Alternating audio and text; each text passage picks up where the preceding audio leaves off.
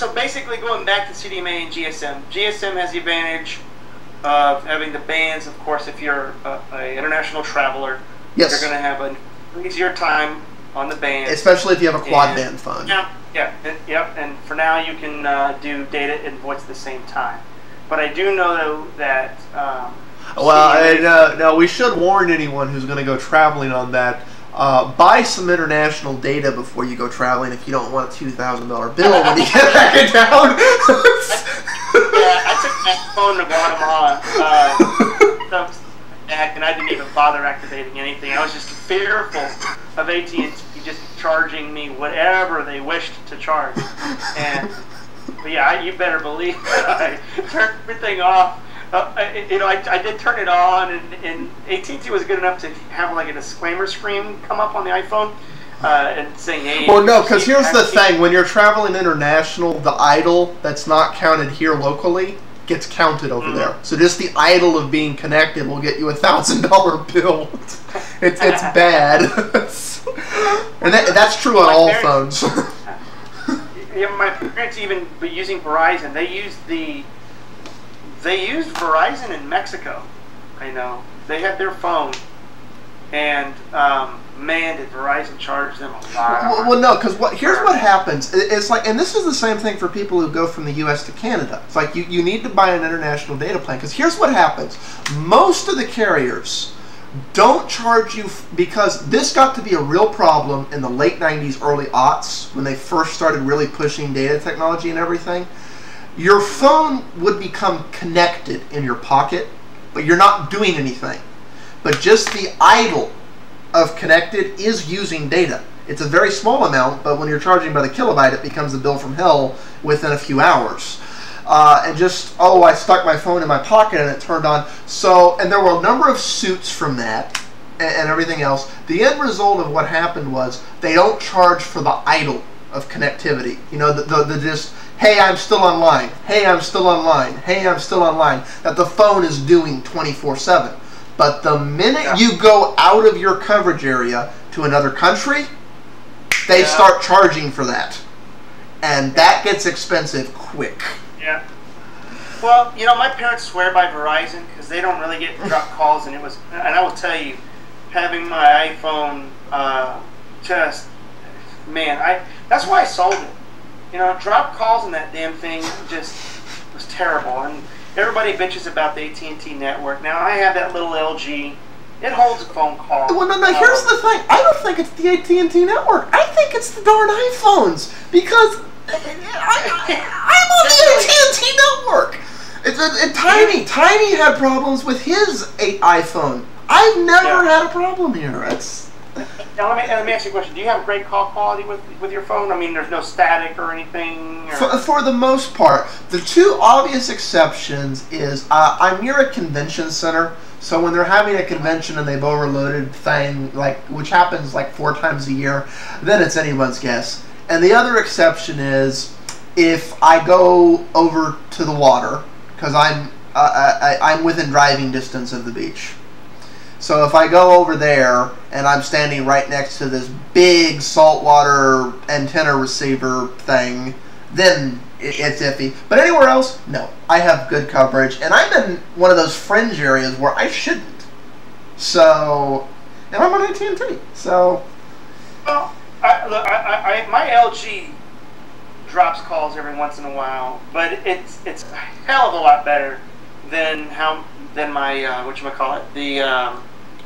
the iPhone in terms of holding a call. But on that LG, the reception, it goes in and out, and then like, hey, I can't hear you. Can you speak up a little bit? Like your voices will drop, and then it will come back on super clear or whatever. See, the Palm Pre is my first Verizon phone, and I've never been on. You know, like I said, this is my first Verizon phone. I have yet to have a drop call, and I've never had a phone call go, you know, where it just drops to like this inaudible point and then returns and so on and so forth. I mean, I am so happy with the call quality on this deal, and I know technically that's something that CDMA always boasts is the band that they use and the amount of frequency and all this other stuff. The way it drops is different, but that's becoming less and less a thing, especially with digital. It's and as the networks get built up more. But what you're talking about right there is exactly why all of this stuff should be available on all carriers, and the end user should be able to go to whatever network is best for wherever they go. Rather than if I want this, I go here. If I want that, it's not fair to the end user. Like you say, you're in an area where Verizon's better than you, and if I know you don't like the iPhone, but if you loved the iPhone, you should be able to have it on Verizon. And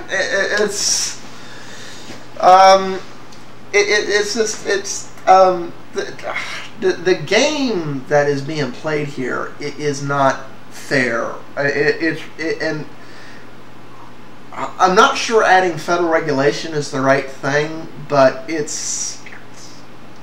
we don't have true competition. I swear almost less regulation would be better, because honestly there's a number of ways to unlock a phone so that I could do exactly what I'm talking about, but in a lot of cases it requires committing a crime because of the way federal regulations are.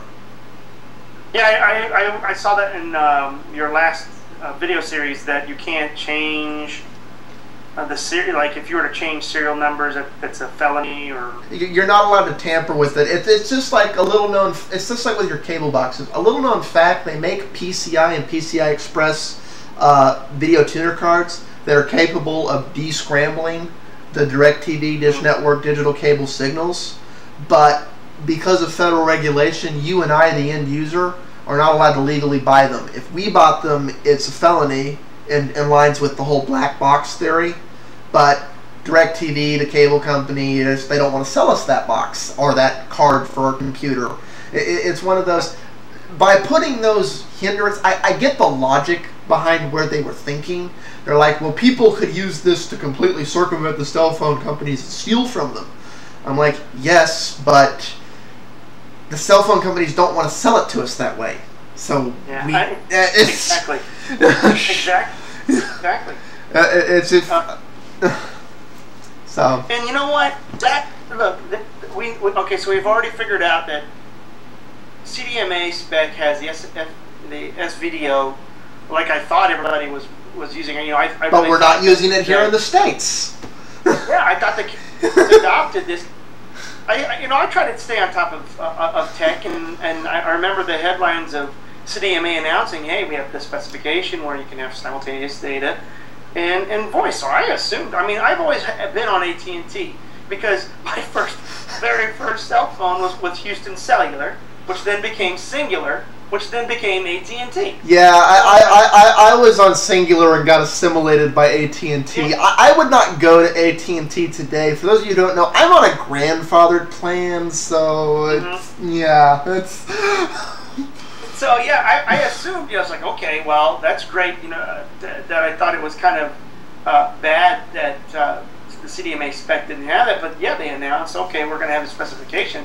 I had thought it was the EBDO thing, because I know they had the earlier radio things, but apparently it's SVDO. So, but now, when we went to that Sprint, website. 4G is what technically supposed to be a Wi-Fi signal, is it?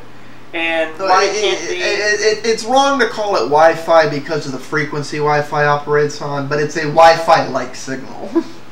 Yeah, so are they running the WiMAX signal through the CDMA chip on the HTC EVO? Because technically speaking, that's a separate channel. They're hitting Clearwire for that data, and honestly, I think it has to do with the fact that at the end of the day, you are connecting through a Sprint tower, which means at the end of the day, you're going back to their version of CDMA, even in relation to that. So it has more to do with the fact that even though you're not actually using that channel, you're using that channel to verify that you have permission to use that channel over the Sprint network.